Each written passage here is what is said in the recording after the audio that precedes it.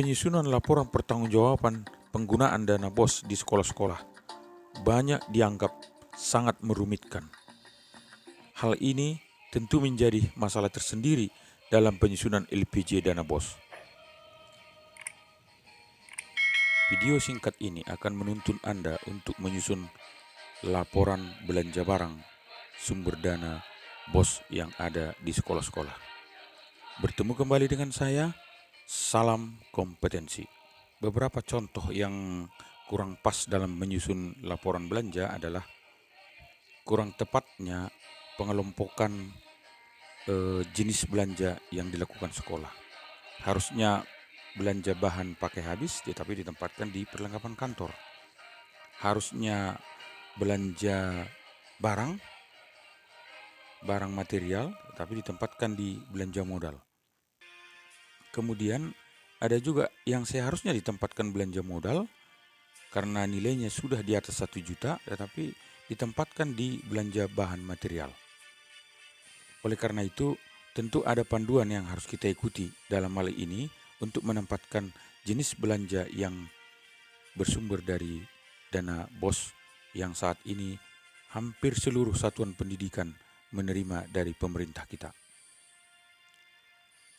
Dalam menyusun perbelanjaan ini tentu kita terlebih dahulu melihat saldo awal kas bank yang dimiliki sekolah. Kemudian saldo kas tunai dijumlahkan dengan dana BOS yang diterima apakah semester 1, apakah tahun berkenan.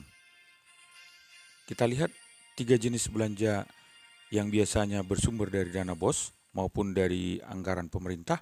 Yang pertama adalah belanja pegawai, belanja barang jasa, dan belanja modal. Selanjutnya kita akan melihat rincian lebih detail terhadap ketiga belanja ini.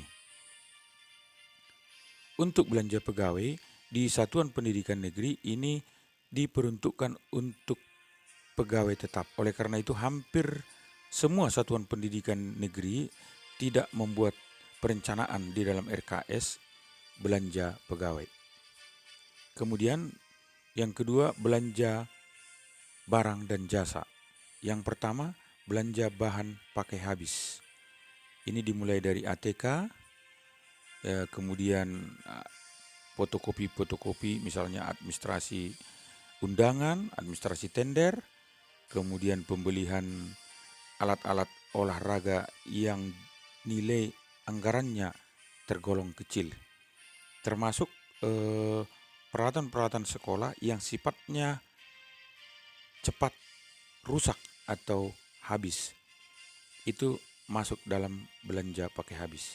Selanjutnya dalam kelompok belanja material, ini yang kami sebutkan tadi, bahwa ada banyak perbelanjaan di sekolah yang termasuk dalam belanja material.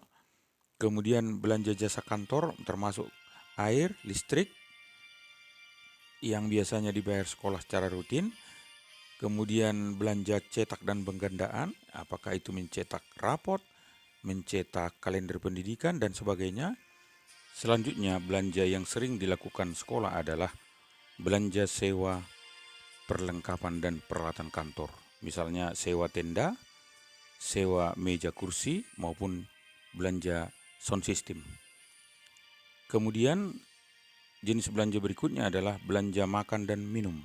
Hal ini biasanya di sekolah adalah belanja makan minum rapat, belanja minum harian pegawai maupun belanja ekstra puding misalnya ada untuk peserta paskibra sekolah. Selanjutnya belanja pakaian kerja. Tentu ada beberapa jenis ini termasuk hari-hari tertentu misalnya belanja pakaian olahraga, belanja pakaian daerah diperbolehkan dari belanja dana BOS sepanjang telah masuk RKS. Kemudian yang menarik selanjutnya adalah belanja pemeliharaan. Belanja pemeliharaan ini kami sampaikan adalah untuk perbaikan ringan di sekolah.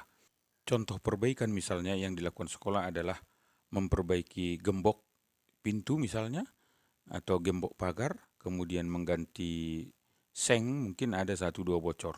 Sehingga dia adalah belanja pemeliharaan yang nilainya di bawah 1 juta.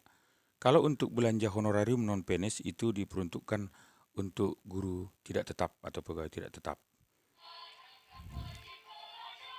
Jenis belanja yang ketiga adalah belanja modal.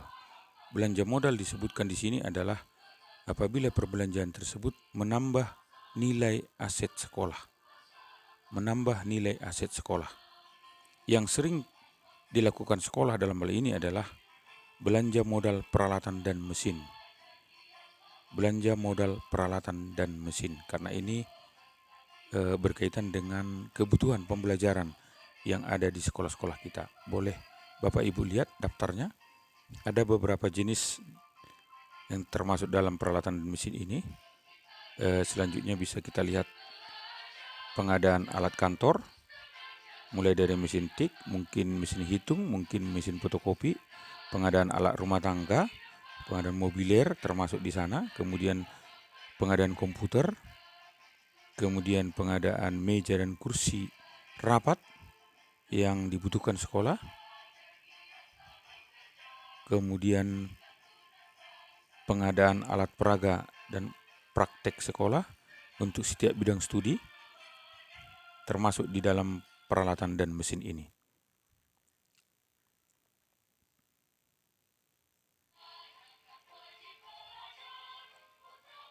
Untuk itu Bapak Ibu, sebaiknya terlebih dahulu dilakukan pengelompokan jenis belanja yang akan kita susun. Karena ini akan membantu kita dalam mempercepat dan lebih tepatnya penyusunan laporan penggunaan atau perbelanjaan barang yang sudah kita belanjakan. Kemudian kita masuk kepada belanja modal aset tetap lainnya.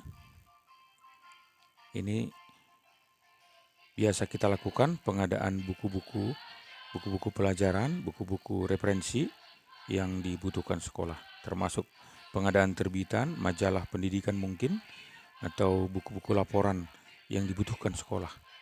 Kemudian belanja modal aset tetap lainnya misalnya belanja barang yang bercorak kebudayaan, tetapi sekali lagi kami sampaikan nilainya harus di atas 1 juta rupiah. Apabila di bawah 1 juta rupiah, dia masuk kepada belanja barang.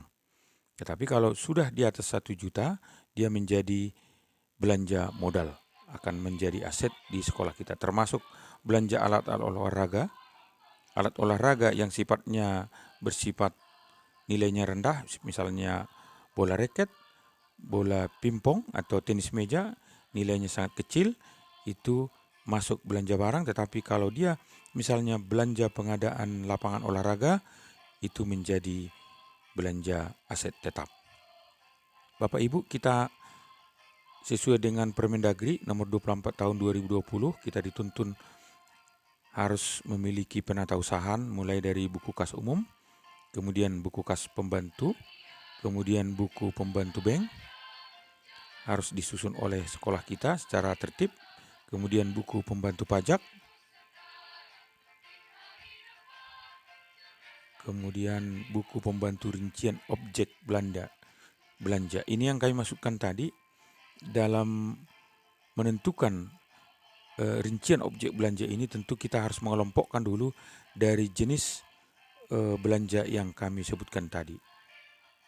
Mari ulangi mendengarkan video singkat ini. Kami yakin dengan memahaminya Anda akan lebih cepat memberikan laporan yang lebih sesuai harapan kita bersama.